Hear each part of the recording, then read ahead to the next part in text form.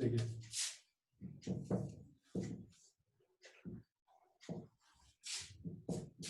Metric equation, trigonometric equation क्या होता है ये समझते हैं।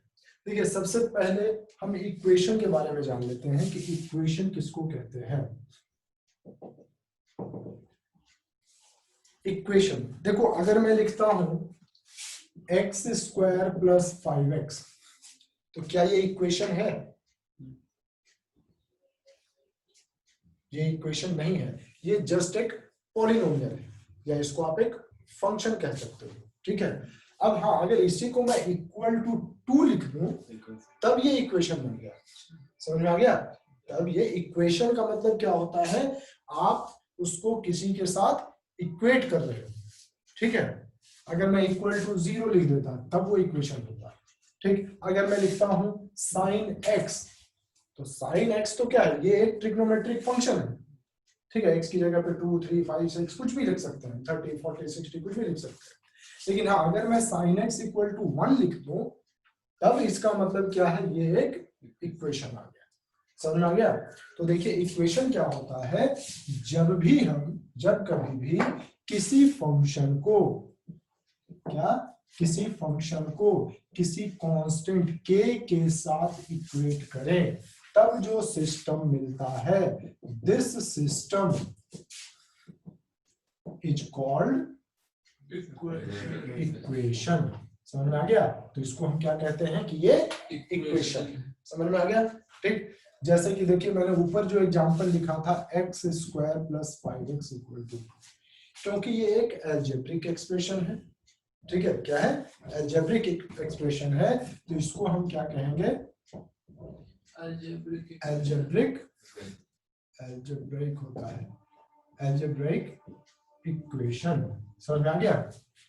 ठीक है, अब अलजेब्रिक में भी किस टाइप का है, क्वाड्रेटिक इक्वेशन है। ठीक है, उसके टाइप्स अलग है। ठीक, अब अगर हमने लिखा साइन एक्स इक्वल टू 1, अब क्योंकि ये हम लोग ट्रिग्नोमेट्री की बात कर रहे हैं, ट्रिग्नोमेट्री ब्रांच की बात कर रहे हैं, तो ये क्या कहलाएगा, ट्रिगोनोमेट्रिक इक्वेशन। समझ में आ गया?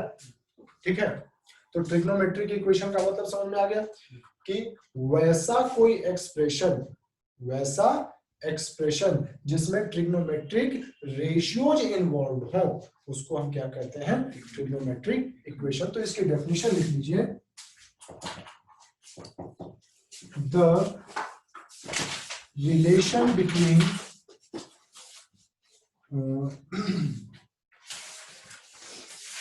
one or more trigonometric ratios which is true for only some values of, जैसे थीटा या एक्स, जिससे भी आप लिखोगे, is called trigonometric equation.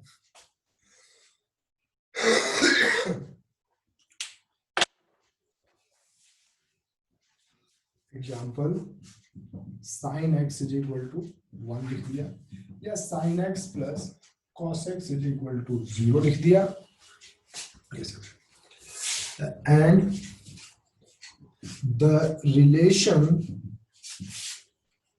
which is true for all the values of x or theta is called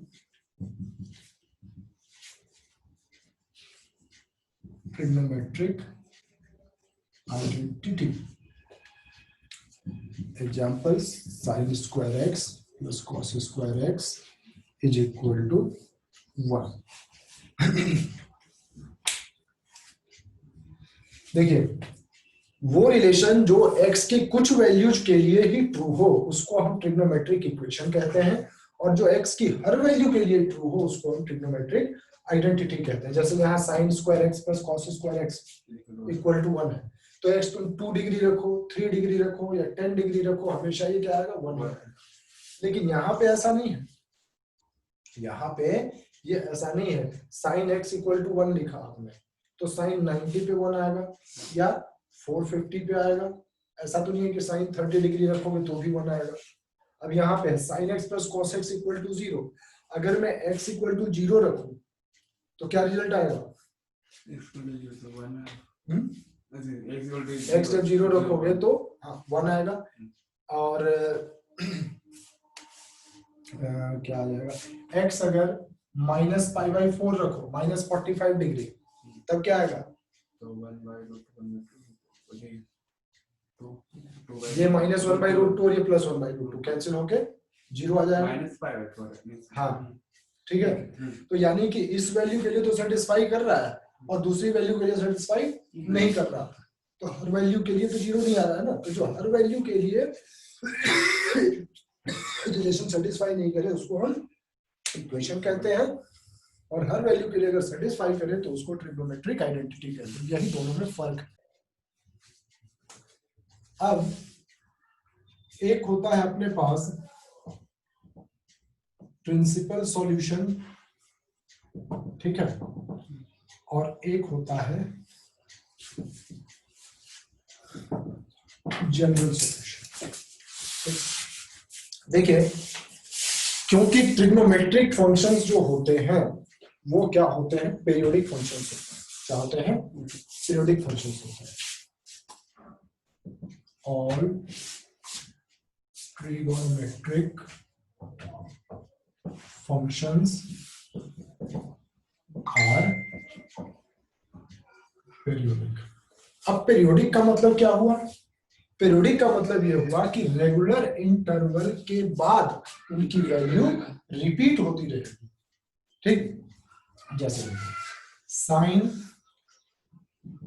0 degree 0 होता है, sign 360 degree भी 0 होता है, साइन 720 भी 0 होगा। समझ में आया? ठीक, तो क्या देख रहा हो कि 360 के बाद इसकी वैल्यू बराबर आती चली जाए। अब साइन में ये 30 डिग्री, देखिए साइन 30 डिग्री कितना होगा? 1/2। साइन 390 निकालना वो भी इतना ही होगा 1/2। समझ गया? समझ आ गया? तो मतलब कि ये हर 360 डिग्री के बाद इसकी वैल्यू क्या होगी? रिपीट होती चली जाएगी। तो अगर कोई तुमसे, ध्यान से बिल्कुल समझिएगा, यहीं पे प्रिंसिपल सॉल्यूशन और जनरल सॉल्यूशन में फर्क समझ में आएगा। अगर कोई आपसे पूछे कि sin x is equal to 1/2 है, देन सॉल्व दिस इक्वेशन, यानी कि फाइंड x, तो आपका आंसर क्या होगा? कोई 30 डिग्री लिखेगा, कोई 390 डिग्री लिखेगा, ठीक है, और 360 और इसमें ऐड कर दो तो कितना हो गया? 750 डिग्री हो गया। समझ में आ गया? तो ऐसे तो इनफाइनाइटली मेनी सॉल्यूशंस होते चले जाएंगे इसके। समझ में आ रहा है कि नहीं आ रहा है? तो देखो हम लेकिन क्या देख रहे हैं, इसके लिए एक जनरल रिजल्ट मिल रहा है हमें कि भाई 360 डिग्री में, ये 30 डिग्री में 360 into n, where n is an integer, तो 360 इंटू 1 प्लस 30 इक्वल टू ये 360 इंटू 2 प्लस 30 इक्वल टू ये 360 इंटू 3 प्लस 30, तीसरा सॉल्यूशन। ठीक है, तो इन सभी सॉल्यूशन के लिए अपने पास एक जनरल एक्सप्रेशन आता है, उस जनरल एक्सप्रेशन को हम जनरल सॉल्यूशन कहते हैं। ठीक है, और जो सबसे छोटी वैल्यू आती है जिसके लिए ये इक्वेशन प्रूव होगा या सेटिस्फाई करेगा, उसको हम प्रिंसिपल सॉल्यूशन कहेंगे। आगे समझ लें, तो प्रिंसिपल सॉल्यूशन इसका कितना हो गया? 30 डिग्री। ठीक, और जनरल सॉल्यूशन को पूछे तो क्या बताओगे? 2n इंटू पाई, जैसे मैं 30 डिग्री को 360 को 2 पाई लिखता हूं, तो 2n पाई प्लस 30 डिग्री या पाई बाई 6। समझ आ गया? तो ये इसका क्या है? जनरल सॉल्यूशन, और प्रिंसिपल सॉल्यूशन क्या है? 5/6। तो the least positive value for which an equation is satisfied is called principal solution, and the set of all values, ये देखो इन सभी values के लिए the expression which is represented for all the possible values of that equation is called general solution। समझ में आ गया?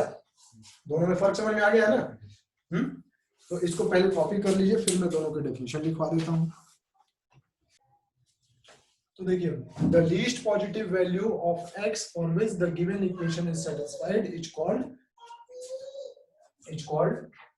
principal solution, and the general expression which represents all the possible values of x for which the given equation is satisfied is called general solution. अब देखिए यहां पर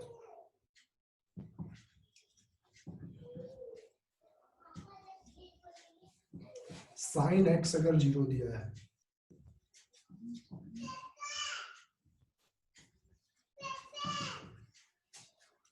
तो इसका general solution x is equal to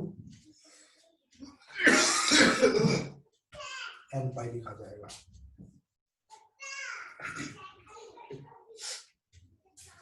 ये x is equal to 2n plus minus 1 into pi by 2 लिखा जाएगा।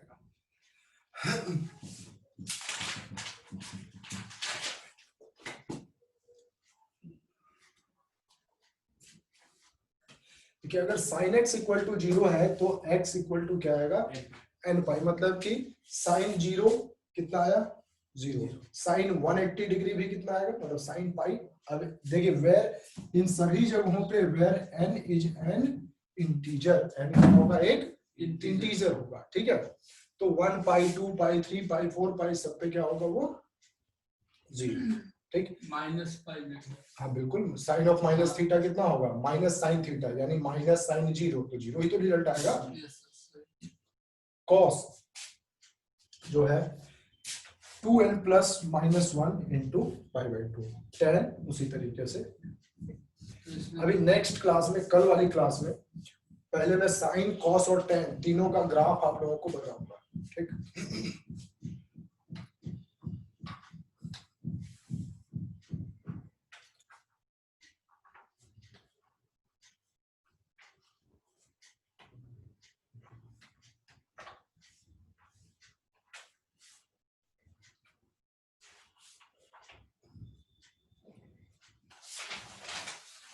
अब इसका जनरल सॉल्यूशन लिखना है। जैसे एक क्वेश्चन है साइन 5x इक्वल टू 0, इसका जनरल सॉल्यूशन अगर लिखना हो तो क्या लिखोगे 5x is equal to n pi, तो x कितना आ जाएगा n पाई अपॉन 5, ठीक।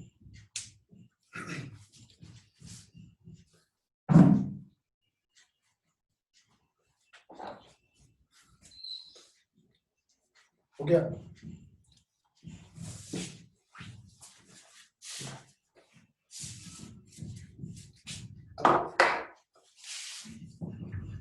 टाइप 2, अगर sine x is equal to sine y दिया हुआ है तो x इज इक्वल टू हम लोग लिखते हैं n pi plus minus 1 to the power n into y, ठीक है। इस फॉर्मूले का आज मैं प्रूफ करा रहा हूं, ठीक। कैसे इसका रिजल्ट लिखेंगे जो देखो भाई, देखो साइन x और साइन y आपस में बराबर है, ठीक। तो यहां से sine x minus sine y 0 के बराबर होगा, ठीक। तो ये 2 sine x minus y upon 2 into cos x plus y upon 2 equal to क्या 0। तो ये 2 हटा सकते हैं, तो sine x minus y upon 2 into cos x plus y upon equal to 0। अब देखो इसका प्रोडक्ट, इन दोनों का प्रोडक्ट क्या रहा है 0 आ रहा है, यानी दोनों में से कोई एक 0 होगा या दोनों 0 हो सकते हैं, ठीक। तो ये रिजल्ट मिल सकता है अपने पास कि sine x minus y upon 2 ये 0 है, या cos of x plus y upon 2 ये 0। देखिए साइन x 0 हो तो इसके लिए हम लोगों ने जनरल सॉल्यूशन क्या लिखा था n पाई, यानी कि x इज इक्वल टू हो गया 2n पाई प्लस y, ठीक है। अब यहां से x प्लस वाई अपॉन 2 ये कितना था 2n+1 या प्लस माइनस 1। ठीक है, प्लस माइनस 1 क्या मतलब जब ऑड मल्टीपल ऑफ 2n+1 मतलब क्या आएगा एक ऑड नंबर आएगा, ठीक है, या 2n-1 करोगे तो क्या आएगा ऑड नंबर आएगा। तो ये क्या रिप्रेजेंट कर रहा है कि π/2 का, ध्यान से सुनिएगा, π/2 का ऑड मल्टीपल होना चाहिए। ठीक, यानी कि यहाँ x प्लस वाई जो है ये 2 से 2 कैंसिल हो जाएगा, odd multiple of pi,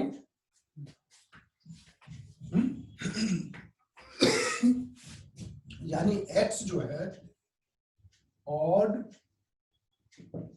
multiple of pi minus y. ठीक है ना, odd multiple of pi minus y. वापिस इस पे पहुंचो, 2n into pi, 2n is an even number, यानी ये क्या है even multiple of pi plus y. तो देखो जनरल सॉल्यूशन क्या मिल रहा है हमें, आंसर क्या मिल रहा है, अगर इवन मल्टीपल ऑफ पाई है तब तो वाई ऐड कर दो, और ऑड मल्टीपल ऑफ पाई है तब वाई सब्ट्रैक्ट कर दो, यही आंसर मिला ना। यानी कि मैं x को ऐसे लिख सकता हूं, even multiple of pi plus y, ठीक, या odd multiple of pi minus Y.